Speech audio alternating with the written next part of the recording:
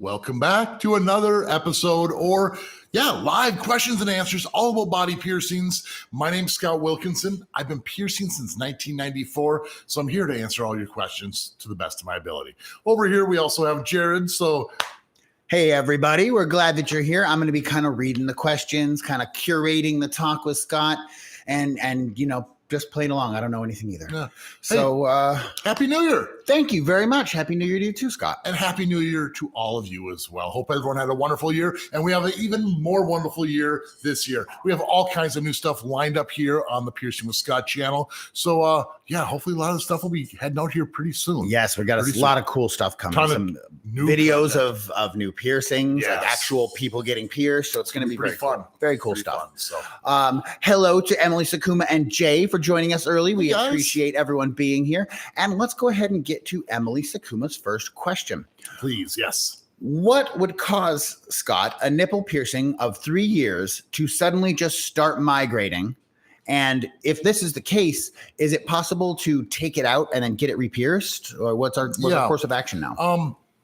A lot of piercings will get to the point where they're in their healed state and they are good to go. But sometimes hitting it really good, catching on a towel, and to the point where it rips or re-irritates to the point where it's almost an open wound a little bit. Sometimes the body just says, nope, it's a new wound and pushes it out. So if it gets irritated enough, that's generally what causes it to reject. But the other thing is sometimes piercings slowly reject over time. And all of a sudden you look down and go, hey, it doesn't look like it used to, but it might've been doing that over months and months and months, but so little each day that you don't notice until it's like, wait a minute, this doesn't look right anymore. Yeah, it's like, I know exactly what so it's either a real slow process you didn't notice, or it got hit or irritated and did that. So now, as far as getting it redone, if it gets hit all at once, like, is there just nothing you can do about that? Is that just end game? Like you've had it for 3 years, everything's been totally cool. Calming it down. Sometimes you can get it with like a little emu oil, like if it's really upset, to kind of cool or like soothe things out. Sometimes if you have a lot of crusties, keeping the crusties off. Sometimes we just assume that, it was healed, I don't need to do anything. But when they get re-irritated, you need to kind of baby it and be careful with it. But if it's rejecting all the way out and it's not the same as it used to, take it out. You can get it re-pierced, but you need to get that tissue to close up so we can re-pierce it. Generally, I suggest a minimum of a month before it gets re-pierced. But if that hole's not closing up, you might need to massage and kind of break down some of that scar tissue before you get it re-pierced. So just because otherwise it could fall into the original hole. Exactly. If that hole's not there, it's back to square one and you went through the new piercing with that. So excellent. Hello to Scar Doofus says, hi, how's your day? So far, so good. I'm really enjoying my day. Me too. It was a little slow waking up, but we're awake now. We have caffeine in us, and I don't know, talking piercings gets my blood going. Always a good time. It does. So we are glad you are here, Scar. Mia Lazinski also says hello. Hi, Mia. Joel Skarin says, how do I keep my 16 millimeter lobes at 16 millimeters? Some people want to stretch bigger. Some people just want to stop where they're at. What can we do? Every person's different. Some people have easy earlobes that stretch and just kind of keep going. And some people, they're really tough. If you're one of those people that you got to the 16 and you don't want to go anymore, focus on wearing lighter weight jewelry, plugs, weights, things like. If you're wearing weights, sometimes that does stretch them out naturally. Sometimes, like what I did is when mine got a little bit too loose, I would wear bamboo or maybe silicone plugs for maybe a week or something like that. Something so lightweight where there's nothing pulling on it. I'm not sure if you sleep with plugs in, but maybe if your ears stretch that easily, not sleeping with plugs in and seeing, the next day when you shower, put the plugs back in so they're tight. So you have a little bit of a re-stretch each day. Let them shrink every night. Sometimes when you get to a certain size, they don't close up as much, and that might be a good option for you too. But wearing jewelry really heavy all the time. Now, does it have to be heavy, or you like just a piece of glass? Is that heavy enough to that's heavy stretch? Enough. Okay, so you mean like super light? Yeah, you don't even know they're in there, and that's like bamboo. It's almost like wearing air in there. Same thing with some of the silicone plugs. Longs are not solid, but if you're wearing them at sleep at night, maybe try without them. You might close up a little bit, but that would be your best option. All right, that's cool. So kind of every night it has a chance to come in a little bit, stabilize and stay there. Let us know if that works for you, Joel. Come in, and it's really good for the circulation of your ear too. Oh, just when there's no pressure on there and the blood flows properly, my ears felt real healthy towards, You got to take care of them. Hello to Imogen P. It says, hi from Australia. We're glad you could join us. Right on. Hello. Mia Lazinski wants to know, what's the average gauge you pierce a septum with? What's normal there? I would say the standard average that we have here at my studio is a 16 gauge.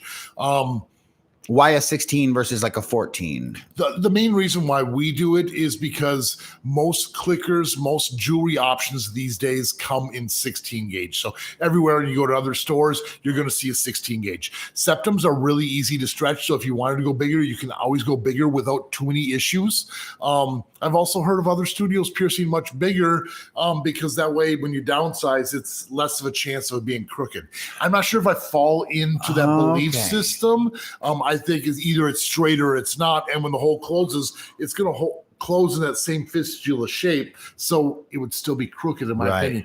But there's no right or wrong, but 16 is what we do here. All right. And it's mostly just for jewelry options. It's not like a safety It gives you the most issue jewelry options. Yep. Very cool. Henrique Scaldini says, how long do I have to wait until I can change the top on a dermal anchor? So is that different than a regular piercing? You get the dermal in, it seems like to get the top off, you'd be putting a lot of pull. Exactly. Now, the thing about a dermal anchor is there's like a little foot which goes underneath the skin, and there's holes in that foot which the skin grows through. You're trying to get that tissue to anchor in place before you start unscrewing the top. Now, a lot of times when we screw the beads on there, there's a point where it almost kind of locks into place, which means we need to either hold on to the post or get underneath and hold on to that foot under the skin to twist it. Now, if you're still in the healing process, it's easy to rip that tissue. Rip's kind of a scary word, but loosen it up so it has to reattach. So I would say a couple months would be the earliest I would change the top on that one. All right. Scar Doofus wants to know if you ever covered a vertical helix piercing. I believe we have talked about vertical helixes before, haven't we? I'm pretty sure we have. Yeah, in various industrial forms. Like we've done an industrial that had a vertical helix. Yep. I know we've done vertical industrials, which is going to be a vertical helix on there. We'll look into it, and if we haven't, we'll get to it.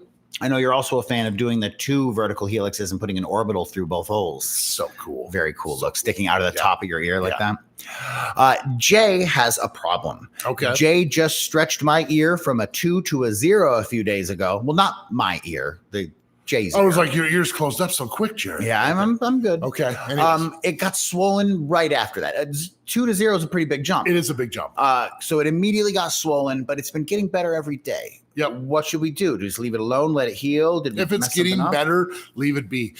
It is one of the bigger jumps you can do, and sometimes it is irritated for a couple days. You could take ibuprofen, Aleve, or Advil. Those are anti-inflammatories and should help get the swelling down. If it is ever extra sore, make sure you keep the crusties off there. And even soaking in some cold water can help kind of reduce some of the swelling and make it feel better as well. Don't put any ointments, anything like that really on there. Try to leave it be. Don't spin or rotate it, and it should get better. If it's getting worse and it keeps consistently being painful, go back down to the smaller size. Just let it relax and go slower. But if it's getting better, just baby it. Patience. You'll get there. Let it fix. Yep. Very cool. Chris Grogan is a comment of triumph. On Sunday, we'll be up to over 80 piercings. We got 3 dermals done on the side of the neck, and we're getting the other side done Sunday, and that brings us up to a total of over 80. 3 dermals on the side. I imagine, bang, bang, bang. That's pretty cool. Ooh. That's pretty cool. That's going to be a rough heal. Also, my question to Chris, 80, that's a lot of piercings. Are they all right now, or that's total of what you have? Like, what do you have right now? Are you currently wearing 80? That's crazy. I would love to see a picture. Because you, for example, you've had well over 400 piercings, correct? Yes, I stopped counting a long time ago. But you only wear... Probably 20-ish. Okay. Interesting. 18, 20, I lose track. I go back. Right. You change your mind. A lot of piercings are still open. I just don't have jewelry in there. So do you count those? Right. Well, no, it's like fashion. You know what I mean? Yeah. Very interesting, though. Annex 19 asks, is it normal for 2 new helix piercings that were done in the same day to cause that whole ear to be swollen and red and hurt? Is that normal? Unfortunately, I have seen that many, many a times before. Soak your ear in some cold water. Get the swelling down. Try to reduce as much of that as you can. are the beads or the disc getting sucked into your ear? If your jewelry's too tight, you kind of get into that perpetual trap where it's like you swell because it's too tight, and then it's too tight because it's swelling, and you need a longer bar if that's the case. So if you can't see any bar and the beads are getting sucked in, go get a longer bar, but reduce swelling, try to baby it. Sometimes it happens for a couple days. If it gets too intense, go talk to your piercer. Talk to your piercer about it. Ursula's Odds and Sods saw a video of someone getting pierced in a studio backyard because the building was not wheelchair accessible. Is this really the standard procedure in a situation like that? Or would you see that as sort of a red flag that they're going outside to do a piercing like that? In a studio backyard. So, I mean, it's an interesting question. Like, say you have steps and you're not wheelchair accessible. Is it okay to bring the piercing outside? It's really, really tough to do. I have seen it done before. It sucks being a piercer and not being able to help someone when they're so close. I've done it before for jewelry changes. I've never done a piercing. Now, strictly from a legality standpoint, how does the state feel about that? I would say they're going to be completely against it because we can't inspect and do the area. Like you don't have running water. For me to do a proper piercing, I got to carry my Mayo stand, which has been sterilized, the tray out there. And then on top of it, I don't have all my tools. Yeah, it's going to say no by the state. It could be done clean. It's not easy. With a huge amount of effort from the piercer, that could still be clean. Yeah. So when you see that, is that a strike against that shop, or are they just trying their hardest to accommodate someone and doing it the best way they can? The latter of the two. That's my personal opinion. It's not ethically right as far as the state goes, but that person wants to get a piercing. If they can't get there and they want to go to you, you can still do it clean. Now, was this done in someone's backyard or the backyard of a piercing studio? Well, I believe where we're reading this, we're in the backyard of a piercing studio. So it's a legitimate licensed place. We're just outside of the building. That's a great question. I say props to the piercer for doing it. Assuming that they did it as carefully and correctly as could be done. Yeah. Very cool. And excellent insight there, Ursula. That's a cool question. We appreciate that. Yeah.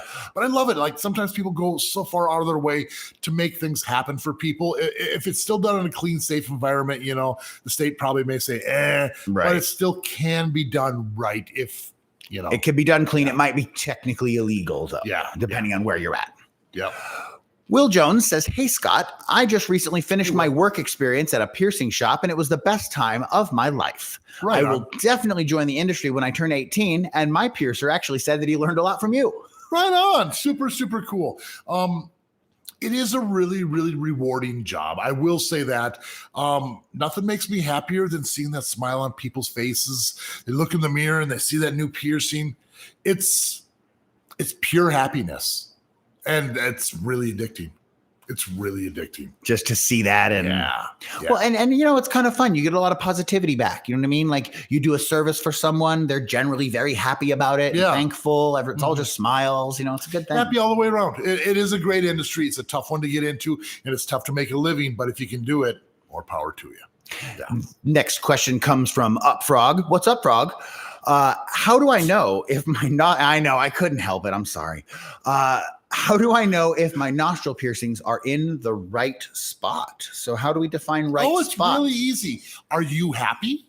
Because that's the right spot. Okay. There's no right or wrong. Like recently we started doing Mantis, forward facing tip of the nose. We do high nostrils. Sometimes they're really low. Sometimes they're all the way back towards the cheek. If you're happy, that's ultimately what is the best. Now, as far as proper placement, it should be as perpendicular to the skin as possible. You don't want to go the angle the long way through the cartilage. So as long as it's perpendicular and you're happy and the piercing healed up, it's the right spot. Now, talk a little bit about wearing a ring. Do I need to pay attention to the spot I have, and does the spot determine ring looks? Sure. Yeah.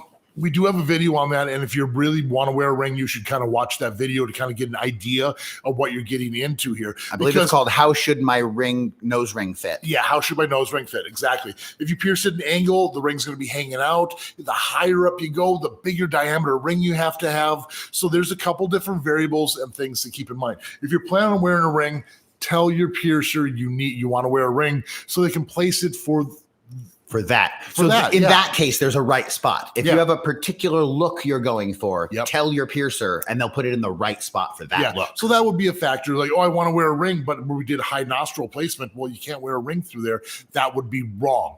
But if you're happy with the stud and you're not planning on wearing the ring, that's the right spot. So I hope that helps out. That's kind of a weird, wishy-washy answer, but it's ultimately up to you. I mean, yeah, and I think it lets you know what is okay and what's not okay. And so you're also basically saying there's no bad spots, like all the way back or all the way towards the tip of my nose. It's all like okay, basically. I mean, I'm not going to pierce a mole. Okay, you know, if you have a mole, it's not safe to pierce. If you're trying to go symmetrical and one's forward and one's back or whatever, that's, I guess, technically wrong. Right. But if that's the look you're going for, then it's right. Absolutely. Yeah. Sam Engler has an issue that probably is more common than he realizes. Okay. Hi, Scott. I would like to get my nipple pierced, but my nipple is small. How small can they be and still get pierced?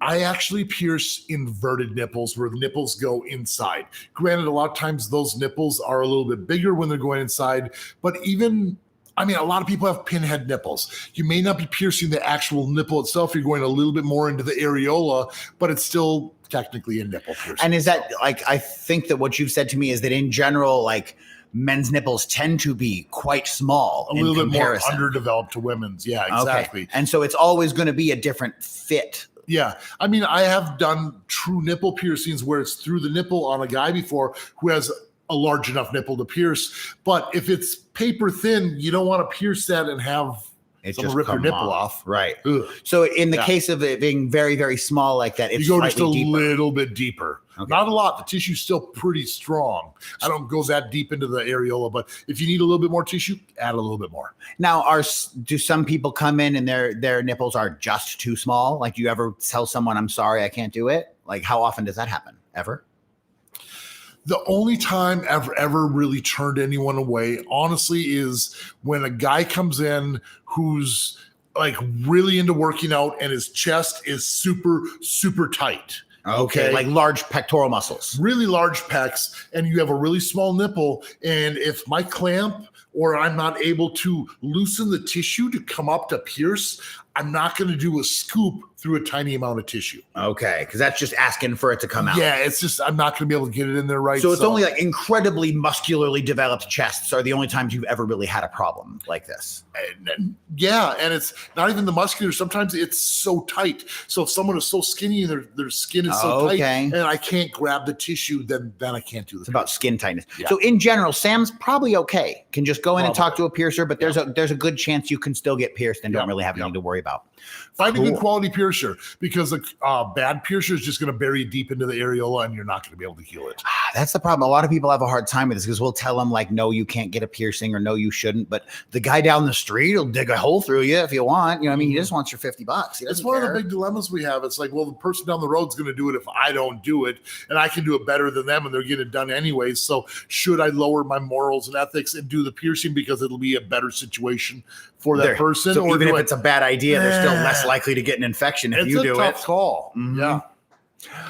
Plugsy X says, hey, Scott, what's the usual pay cut for a piercer? At my current shop, it's 50-50 on the piercing fee with a $5 commission. Is this normal in the industry, or is Plugsy getting ripped off? What do you mean by a $5 commission with 50-50? So we come in, the piercing fee is say $20 or $40. Yep. Plugsy gets half, the shop gets half. So Plugsy's going to get 20 plus an additional $5 commission. Sure. So they're getting a plus 5. Is that normal? Like, is a 50-50 split how it's done? I don't know if there's any such thing as a true normal anymore. I've seen hourly wages. I've seen salary. I've seen pure commission. I've seen commission with, or like a percentage with a commission of the jewelry, a percentage of the jewelry. So there's a lot of variables. It's what you're happy with and how many piercings you're doing. It's really hard to say. Now, at shops you've worked at, it's a 50-50 split is a thing that happens, right? You've worked under those conditions? I have, but you're not going to find it as much with higher volume shops. Oh, because if you do too many piercings in a day, that's almost too much money. It's almost like, yeah, because like there's other overheads the shop has to pay for. But if you're in a tattoo shop where you're kind of doing piercings on your own on the side, a lot of times it's going to be a 50-50 cut because they don't want to have anything to do with it. But for me here at this shop, we're going to be salaried because there's so many things going through, keeping all the jewelry, keeping all the needles, the supplies, the paying all the counter staff. There's other factors, and then generally it's going to be a salary position. Actually, and that gets into another point that we didn't really mention here is that many piercers actually work as independent contractors, don't they? They take care of their own taxes and they have to like do a lot of stuff for themselves, and they aren't real employees at most places. Now, I have taken a lot of classes at the APP, Association of Professional Piercers, and a lot of times they say that most of the time we are not independent contractors. It's kind of a false thing, and you can get in trouble as a piercer. If you're an independent contractor, you're supposed to make your own appointments, supply all your own supplies. They can supply like soap and water and like paper towels to wash your hands, but you're supposed to do all your own jewelry, all your own gloves, all of these things. And most of the time that's not the case. It's kind of a mixture. Then you're technically an employee and can kind of both get in trouble for that. Right. So kind of be careful and watch your back on the legalities of what really is what. And you really have to do extra work. If you're going to be an extra independent contractor, technically it can be better for you if you know how to write things off on your taxes and do your bookkeeping correctly. Correct. Or it could actually work out like not in your favor if you're not very good at accounting and doing all that math at the end of the year. It's a weird gray area where a lot of piercers don't have a good solid answer. Like here at my shop, I do salary, so that way we're all technically employees. Like tips go through the credit cards, all that. So everything's claimed and everything's legit. And just because it's a weird gray area. Yeah, and there's no reason to mess with the law. And I feel more comfortable having a legit paycheck that way instead of paying cash out back and forth. And it's kind of weird that way. Now, as far as 50-50, it's real common. I've heard 40%, 50%, and 60%. I think the most I've ever made was 80%, but they were also making a lot more on the jewelry and it wasn't as high of a piercing fee either. So there's a lot of variables. So to bring it back around full circle, Plugsy here is getting 50% of a piercing fee. So depending on what Plugsy has to provide, like if we're just showing up to work and they take care of the jewelry and the gloves and all that stuff, that's not a terrible deal. It could be a good deal, yeah. But I mean, it kind of depends. Are they charging $5 for the piercing fee and you're only getting $2.50 to do the piercing? Not the best deal if that's the case. Right. So it's pros and cons, but yeah, weigh it out, Plugsy. But overall, yeah, that's a common number. It's not like they're giving you the sucker deal or anything. That's a thing that we've heard. It's different everywhere. So, and it's tough to make a living as a piercer. You really have to promote and get yourself out there. So this is a great question from Sophie. Sophie is a high school English teacher and likes to wear a septum, but we know that a circular barbell in the septum is not perceived as very professional, at least in the environment that Sophie is in. What we're wondering is if there are any considerations if we want to heal it turned up and hidden, like take the horseshoe and flip it up. Okay, so you're going to hear from piercers that is good and you're going to hear from them that is bad. It's almost split 50-50 down the road. Now, the thing is when we're piercing the septum, if it was pierced properly through that thinner mucous membrane area, it's paper thin. Now, the reason people say you shouldn't be flipping it up is because there's a curve, and that curve going through that piercing is kind of changing the angles back and forth. But the thing is if your ring's this big and we're only going paper thin, there really isn't much angle being flipped up there. So if it was pierced properly, it shouldn't affect the way it heals. Other than the fact that when it's flipped up, the jewelry can't move around. You don't pull crusties through. It can be hidden and it can heal faster, in my opinion. But that's the reason why some people say no, some people say yes. If you go to a good piercer, it's pierced in the proper spot. A lot of times we can flip it up. Very good. And I've actually heard you recommend it. You actually think it heals better. I personally prefer doing it that way. Yes. Very good. So yeah, no considerations at all. Feel free to hide your septum up in your nose like that, Sophie, and then flip it down once. But you will hear the controversy back and forth. But that's the reason why. If you had your septum pierced and it hurt really bad and you're through the thick cartilage, flipping it up is going to change the angle and cause problems. And just as a side note, while we're talking about it, I've heard before discussed that sometimes it's uncomfortable to flip up, and the actual barbell could be adjusted. Like it could be widened slightly if necessary to make it comfortably. I like to open my circular barbell open just a little tiny bit more, because when you pull your upper lip down, it actually makes your septum a little bit thinner. So what I do is I open up just enough so when the upper lip's pulled down, it barely fits up in there. And when you relax, it goes wider, and then the jewelry can't fall back down. So I go as precise as I can so it doesn't accidentally fall down. And if you open it up too much, sometimes the ring looks kind of weird too. So I still try to keep it as close to round as possible. So there is a whole science of the hidden septum, Sophie, and you are on the right track. Yes. Foggy says, Happy New Year. What is the easiest ear cartilage piercing? The only one that I've had was a badly done helix, and it kind of put me off on cartilage piercings for a while, but now I'm ready to try again. Again, you stumbled onto something that a lot of people kind of, it turns into a problem. Everyone always thinks that the helix is the easiest one to heal because it's one of the most common. This is not true. A lot of the inner cartilage piercings heal so much nicer. For instance, like the rook piercing, like right up in here, it is some dense cartilage, but it's protected and you can sleep on it fairly soon compared to a helix, which is the outer rim of the ear, because this part hits the pillow as soon as you hit it. Also a conch piercing, a doth piercing, the inner ring inside here. All of these are a little bit easier to heal up. As far as the pain goes, cartilage is cartilage. If you go to a quality piercer, it's a quick pinch and it's over. So that would be the most painful factor. But yeah, helix piercings are rough to heal up.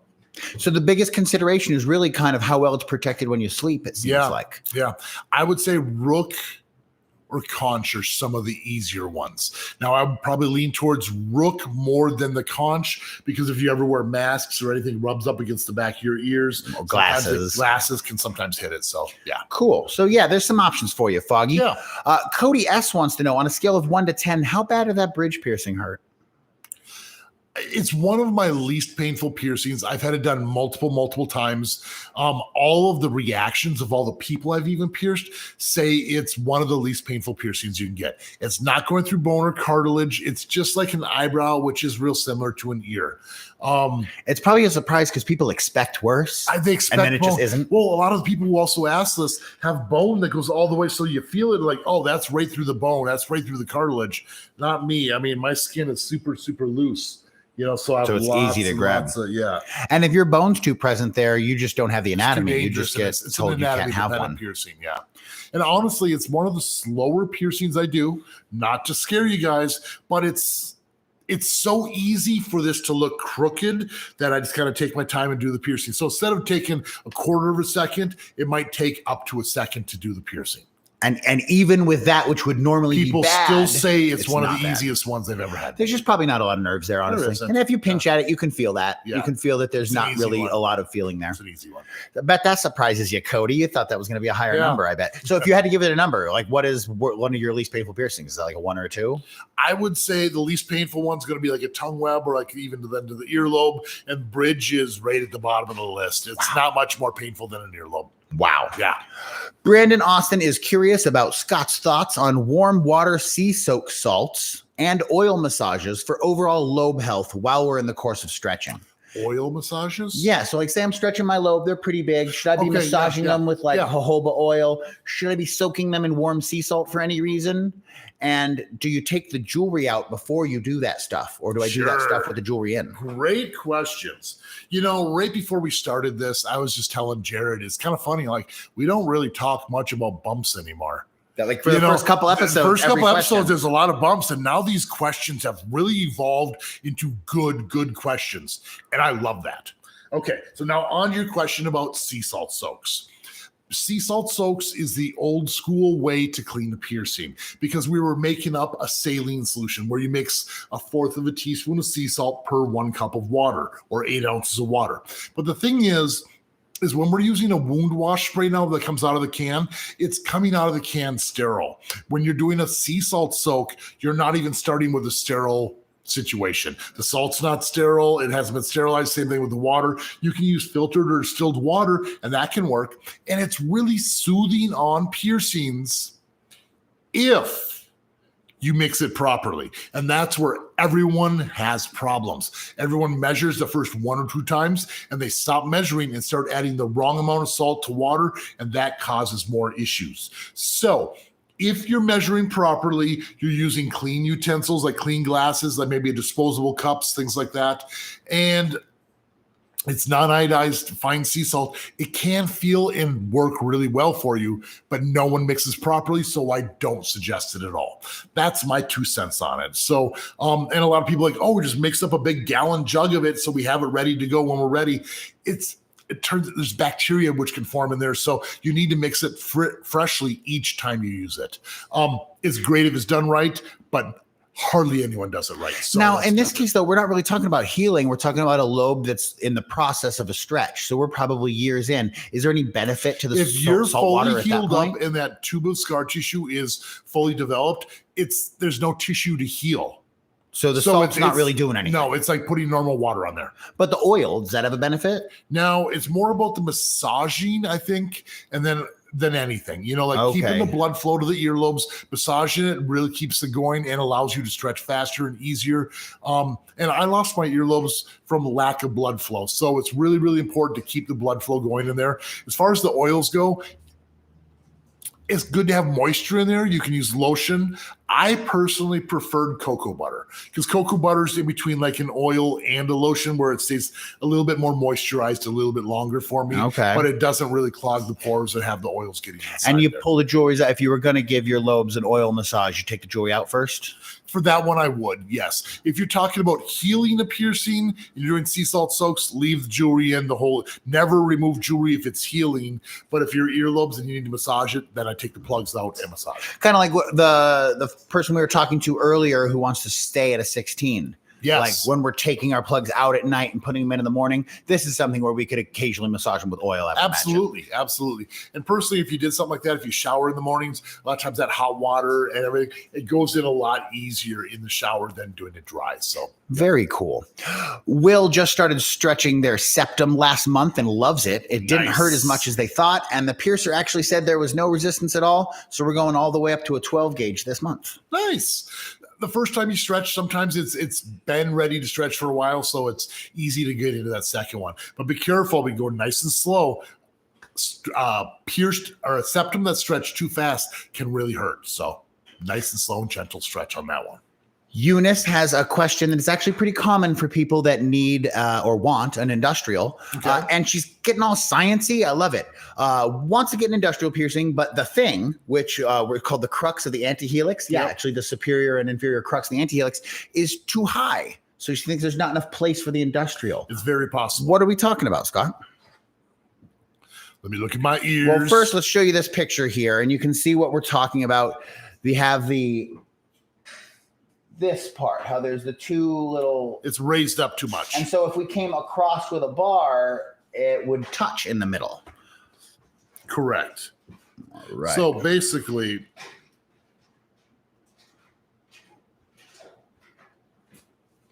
when I do piercings, I will take a barbell and I'll throw like almost a 45-degree angle on the barbell before I actually do the piercing. So that way the bar can be out further away from that actual crux from digging in and causing that problem. This little angle here allows that thing to kind of float up a little bit more. It doesn't work on everyone's ear. Sometimes we can do this, sometimes we can't. Now, also, when you have an ear like this, the same type of thing can work where you can go straight through across. Granted, it's not going to hit here, but there's no ridge to grab a hold of. That kind of creates that 45-degree angle. So you'll still be able to get industrial something like this. Show us the ear with the high crux. Yeah. And explain what you were talking about. So you're saying a straight bar wouldn't work, but a piercer could custom bend something to work for you. Yes, because like right here in this middle, this part is going to dig in. The bar will be pressing up against it, and eventually you'd have a little crater in the skin, and sometimes the skin even grows over the top. So instead of piercing, you have to angle back like that. You angle it out further. You see how that bar comes out, and then with that little 45-degree angle, then you can go back in so it avoids that center part. What percentage of piercers actually do like custom bends like that, do you think? Are a lot of shops going to be like, nah, dude, we don't do that, and send you back out the door? Or is that something kind of common? It depends on where you're from. If I had to guess, there's probably 1 or 2 piercers in each state on average who know how to bend jewelry and kind of adjust things properly. there's a lot more that think they know how to do it, but don't know how to do it. So keep that in mind. And also keep in mind places like California, where it's a way larger population, piercings might be more popular in a larger city. There's a better chance of finding one of those piercers. But if you're in a real rural area right in the middle of nowhere, it's going to be tough. How do I ask this question? If I'm calling my local shop, I want to know if they're going to be able to make me a custom barbell fit to my ear. How do I ask that question? Do you guys custom bend barbells to fit industrials? A lot of times, if you look on their website, they might have a portfolio on there. You can also look on Yelp and Google, and sometimes people put pictures of their piercings. Like for industrials, sometimes you'll see that little bend in there. If like, I don't see where that one goes, that means they probably custom bend it. You can see if it's healed and that they actually do it. It's actually proof. Right, proven that it's actually going to work. Yeah. Excellent. Boyfriend says, hi guys, thank you very much for this. Amen to caffeine and piercing vibrations. Cheers. Agnes Crucera got a navel about 9 months ago, and we still have to deal with bumps here and there. Yep. And I currently have one on the bottom side of the navel piercing. Does that mean that it's not healed yet? No, sometimes it gets a little irritated. If you have it on the bottom side, normally the bumps are on the upper part, and that means your pants or something's rubbing up against it. If it's on the bottom, that means you probably caught it on a rag or loofah and kind of pulled it out a little tiny bit, or the piercing's pierced too deep on the inside and it kind of keeps forming back and forth. So maybe talk to your piercer and see why this bump is forming. The other thing is sometimes we get bumps on our piercing that look kind of like a blood blister. And a lot of times I see these 3, sometimes 4 times before they completely go away. A lot of times our body's trying to expel something out. It almost pops before it comes out and has to reform. So if it's a hard bump, a lot of times they go away and they stay away. If it looks like a blood blister, you see it a couple times before it actually happens. Interesting. I get hiccups every time I do these shows. It must be something to do with imparting knowledge. Get so excited. Well, since you're excited about sharing knowledge, I think this is perfect. Sure. Alessandro Orlando is an apprentice at a local shop. And we want to know, do you have any books or videos that you would suggest an apprentice read, or someone who's maybe just even interested in piercing and looking to get into it into the future? 100%. You have recommendations? Yes. The Piercing Bible by Elaine Angel. It's an amazing book. It has a ton of great information. She just came out with a new version of it, also a new updated edition. Yeah, so maybe about a year ago or something like that. But yeah, it's a newer version. So version number 2 of the Piercing Bible is what I would highly recommend. There's a bunch of other books, but there's not a lot of instructional stuff as far as that goes. Videos. Well, and it's not even just instructions. Like, what kinds of things do you think a piercer should know? Like, should they read stuff by? Yeah, that's a great point. Fakir, I know he's written books. History is super, super important. There's a book out there called Research, Modern Primitives. It's RE-search. Okay. It's considered to be like one of the original piercing Bibles. It's what I found way back in the 90s, which explained a lot of brandings, where a lot of the piercings came from, explained Fakir Mushafar, the gauntlet, all of these different things. Knowing your history, where things come from, is really, really important to keep this culture alive. I mean, it's true. It's good to know where it came from. Yeah, why do we do it this way? Yeah, there's another book called Running the Gauntlet by Jim Ward. It's it's one of the first piercing studios here in America, and it's about the beginnings of it. It's super important. There's another one by Blake. Oh, I can't remember his last name. I'm kicking myself for this. He's originally from the shop called Nomad, and he's got the world's largest body jewelry collection. And this shows all of the old jewelry from all the different tribes and whatnot from around the world and where they went. And it's cool to see. It's like, oh, we have this new thing. It's not that new. Nothing's that new. So yeah. So those are the types of things I would check out. History of piercing. Ryan Ouellette has a podcast called the Piercing Wizard Podcast. Check it out. He is a wealth of knowledge. That would be a great place to get piercing information. And he talks to other piercers so you can see what's going on all over the world, So it's not just your neighborhood. Perfect. Because things change. So there is stuff out there. You got to do your homework. It's tough to find. But when you find it, ooh, it's so good. Well, that should push you in exactly the right direction, Alessandro. Yes. Question: if I tear my ear while I'm stretching it, should I size back down, or is it damage done? Ride it out. I've done both. I generally prefer sizing down, let it heal back up. It will stretch back up to that other size fairly quick, but sometimes it takes so long for all those scabs and issues to kind of heal if it's being pulled at. It's better off in a more relaxed state to heal up. Yeah, so Chris, we were talking to earlier, currently at 78 piercings. Woo! So we're wearing them all. Yeah. Agnes says, would stretching your septum be possible if you've got a septoplasty, or does it depend more on the case? So a septoplasty, what is that, Scott? I don't know. It's a surgery on one's nose. So it would mean extra scar tissue, right? It would mean extra scar tissue. I've pierced people who've had full-on reconstructive surgery on their septum, and it was all scar tissue, and it can be pierced. It's more painful. You can't really stretch it that easily. It can be done, but it's just probably going to be more painful. I've also seen people get reconstructive surgery and they still have a septum to pierce. So I don't know what magic those plastic surgeons do, but sometimes it's magical and it's totally fine and totally normal. Other times it might be a little bit more painful. There could be a big scar tissue. Thick still center possible, section. Though, yeah. Very cool. So it's not like a deal breaker. Yep. Alyssa Sternfield just got their third lobes done a couple of weeks ago and didn't expect it to be as painful as it was. Mm-hmm. But I currently have 9 piercings and will be getting snake bites and an eyebrow done at the end of February. Yay. Right on. Very, very cool. Oh, hey, I just want to mention this. We got the super chat thing going on here. If you ask a question and we're not getting to you fast enough, those jump right to the top of the line. That's true. They really do. And then also, if you're not subscribed or hit that like already, let's go ahead and hit those buttons. Please do. We appreciate it. So explain to me, Scott, why a third lobe would hurt worse than my first 2 did. Like, why is that? Like, why should it be any different? It starts getting in.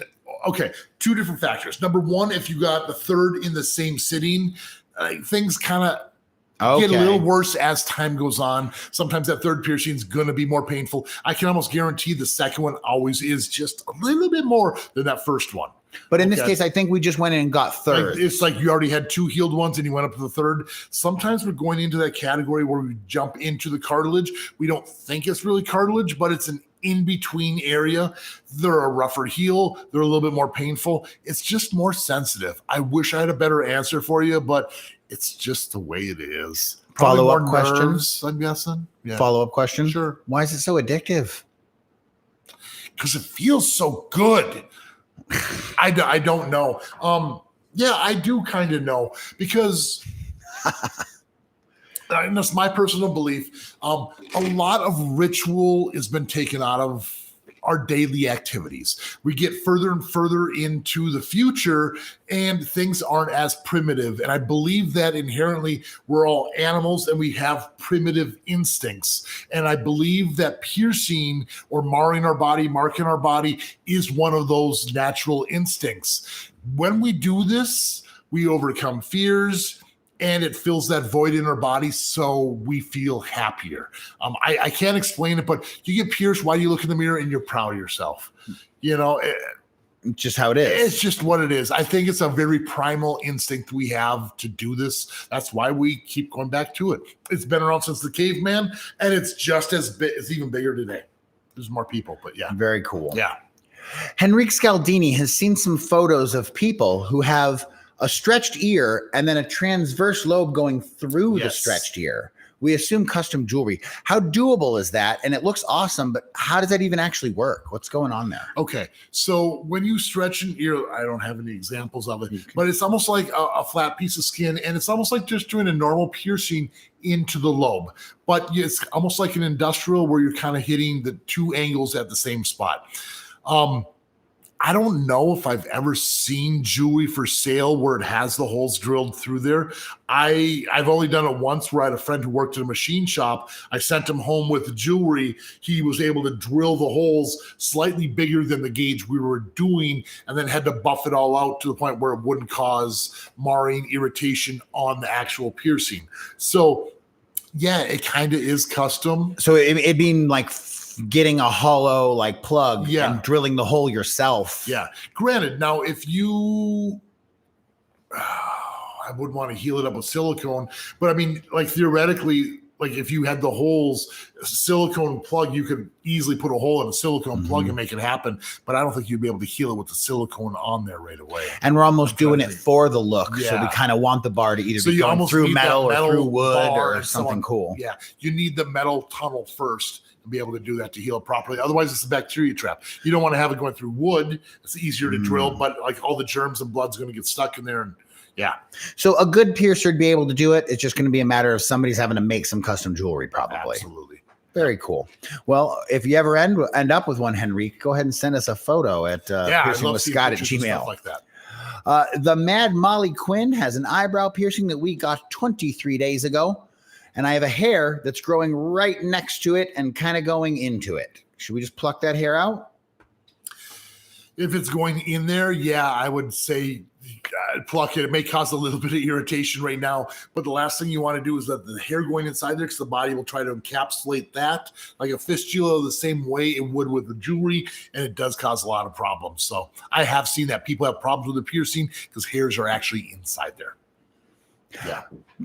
Some positive words from Molly, who wouldn't have gotten a piercing 3 years ago, but your videos have encouraged them to get their lobes, and now they have 13 total piercings and love them all. So you've been quite an influence. That is awesome. Congratulations on all those piercings.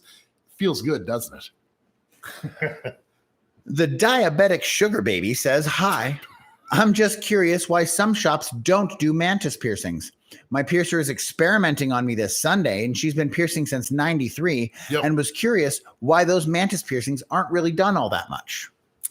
It's the new trend. I mean, there's probably been people in the past who have done it, but now there's more of a request for it. And a good piercer will do their homework before they actually do a piercing blind. You know, is there nerves? Is there arteries in that area? Is there anything I need to be looking out for? How do these heal up? Do I need to worry about the size of the disc, or is it a bead on the inside? How large of a piece of jewelry? How long does it need to be? Is it thinner? Is it thicker than normal? We want to know these things before we jump into it. And it's good that they say something to you before they do it, but piercers don't do it because a lot of people are afraid of trying new things at the same time. You know, or it seems like it might be easy to get crooked too. I could see someone being intimidated, not wanting to do it wrong. You know what I mean? I hear that sometimes they can migrate a little bit. I've done several sets of them, and if you're a piercer, it's pretty much just a forward-facing nostril. Is it harder to line up than side-facing nostrils, or do you not have a hard time making the dots even? Honestly, I had an easier time because you can see them both pretty much exactly at the same time. Okay. So lining it up, getting your angles a little bit trickier. I pierce outside in, and then I kind of follow through with the taper. I'm able to go, but the tissue moves and manipulates, so it's not as difficult as you would think it would be to do. So if you're a piercer, they're not that bad, but that's the reason why. It's a newer style, and not many people have had them until recently. Very cool. So it's just kind of got to spread around a little bit. It's a little on the new side. People aren't ready. I mean, like a septal piercing where you're piercing into a large gauge septum in the middle there. Like I've been piercing since 94. And I've only done one at this point. It's pretty rare. But when something is popular and just jumps, like suddenly you start seeing it. That's why it's a new piercing. Yeah. Ursula's Odds and Sods wants to know, is there a minimum distance that there should be between nostril piercings? Because we have regular nostrils. We want high nostrils. But when we went and got them matched up last month, found out that they're already kind of high compared to a normal nostril. So is there such thing as too close together? The only thing I would say there is a too close together. You don't want the things touching each other, but you got to keep in mind, like if you're using a threadless piece of jewelry, the disc on the inside is going to be 2.5 millimeters.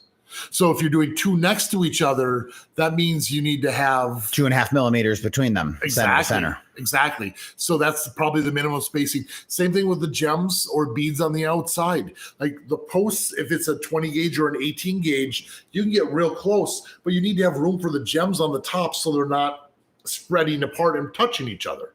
So it's more about the gem size and the disc size. Yeah. Okay. So like you were just saying, as long as it's a thin hole, they can be super close together. It's just about what's going to be on the top and the bottom. You have to if you wanted to wear 4 millimeter gems on the top of each side, you almost have to have 4 millimeters in between those two, and they're still almost going to be touching. So okay. But if you want something super tiny, like a tiny little sparkle, you probably could get them really close together. Pretty close. Yeah.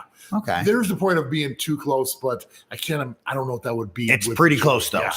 All right. So you should be all right, Ursula. Talk to your piercer, look around with placements, but as long as you choose the correct jewelry, you should be pretty close. I think the only time people would ever get too close is if you're using 2 rings, because you can get those rings right next to each other. You don't need to worry about the beads interchanging.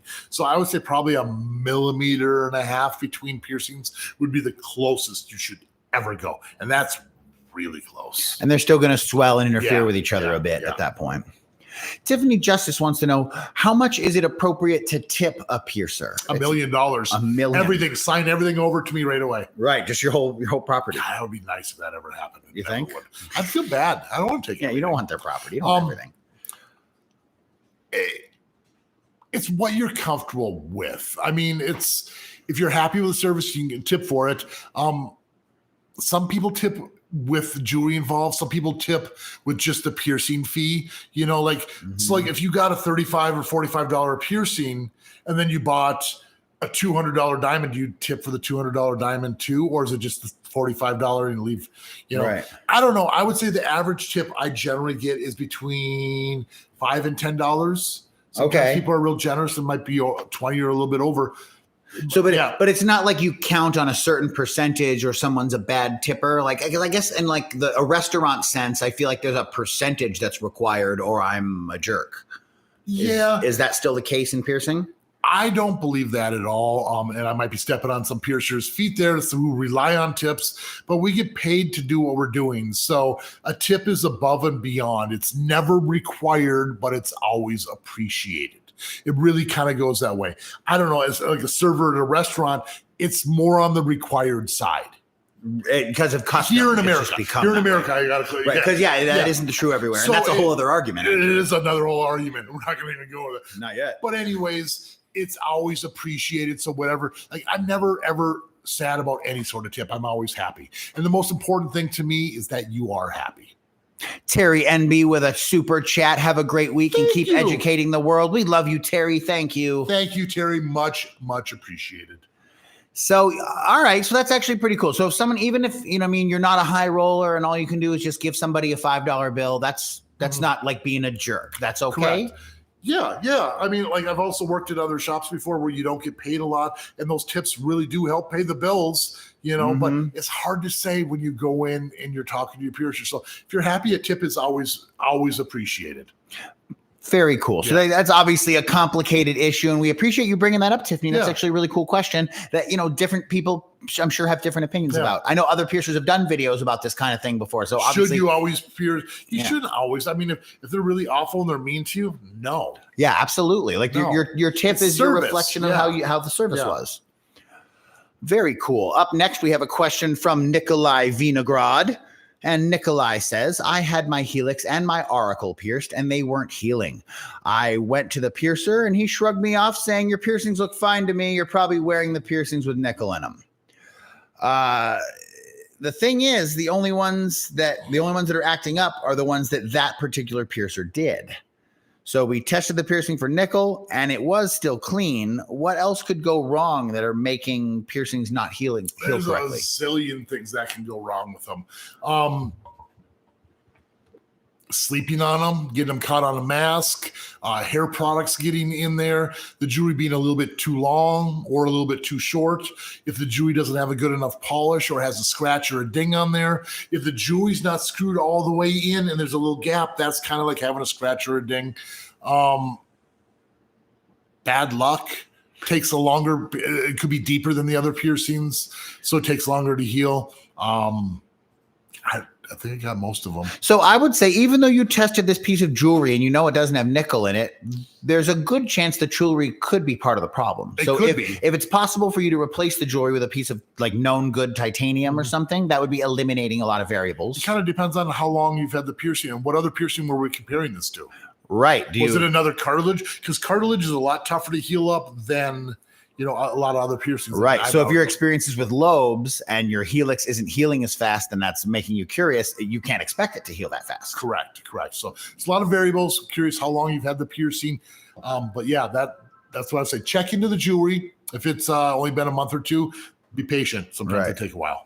Absolutely. Yep. 13 ounce says, how can I tell if my septum is pierced wrong, and should I take it out if it is? I've had it for about 8 months and it's healed pretty nicely, and I'm thinking about stretching, but I'm scared. Okay.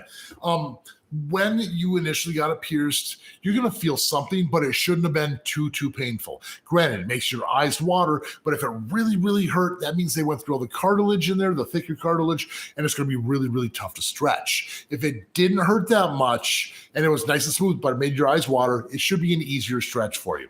And now, as far as if it's pierced properly, does it look good? That's the biggest factor. If you're happy with the way it looks, that's what really counts. A lot of people look at there's two different ways to have it straight. One is this way, and the other is this way. So make sure it's straight both ways. But like I said, if you're happy, it's done right. Very cool. Yeah. Mazagoo says, hey, everyone. Nice to catch a live stream. All the best for 2023. Or Mazuga. I'll go with Mazuga. Mazuga, yeah. Sorry, my pronunciation was terrible. You have the toughest job here right now, Jared. Let me try this one. Jaylene says, I just got my eyebrow pierced, and my piercer recommended to clean it with just hot water and a Q-tip. What are your thoughts on that? Sure. Generally, what I say is the chemicals don't heal your piercing, only you can heal it. You're trying to prevent irritation from the crusties. The water should soften up the crusties and kind of wipe them away. I like the wound wash spray because the wound wash comes out of the can sterile, so it's a little bit nicer and more gentle on your piercing. And sometimes that saline can help the new forming tissue heal just a little bit better. It just kind of helps promote good clean healing. So nothing wrong with it. The only other thing I would say is did you say Q-tip? Yeah, with a Q-tip. Q-tip sometimes can leave cotton fibers on there, and the cotton fibers can turn into a bacteria trap. If you use gauze or a paper towel that doesn't leave that residue, that can be a better situation for you. Nothing terribly wrong. It's just you got to keep an eye on it. If there's a little prong or something, it'll pick up strings. Exactly. And the sterile saline's a little bit better than the non-sterile water. Granted, it's not contaminated, hopefully. But at the end of the day, your body is the one doing the healing, so you don't need to add a bunch of extra. Correct. Very cool. Jenna has just we've had a nose piercing for 2 years. The first year I had a ring in it, so it never healed properly. Now I've got a stud in it for a year and it feels fine. Are we cool to try the ring again? Yeah, you should be totally fine. Generally, I tell people you want to let the existing piercing heal and then loosen and relax. Because when you put a ring in there, you're putting a ring through a straight piercing and you're going to kind of distort the tissue a little bit, which is why a bump would happen. Like I tell people, it's like putting on a pair of pants. If they're nice and tight, by the end of the day, they might loosen up a little bit. And that's all you're trying to do is get the tissue to loosen up to wear it comfortably. Yeah, you should be totally fine. Question on common sizes from Kestrel Grace. We had a nostril and it was pierced at an 18 gauge, probably at a regular shop. But we're finding that when we look online, a lot of the jewelry that we like is in 20 gauge. Is it okay just to downsize to a 20 from an 18? Can we just start wearing smaller jewelry? You can do what you want. You can wear any size jewelry. There's preferred sizes. 20 is not necessarily bad. I prefer the 18. In a situation like this, you should be trusting your piercer, not the online manufacturers on the web. I don't know where you're looking at jewelry, but there's a lot of places that jump on board and say, hey, we're selling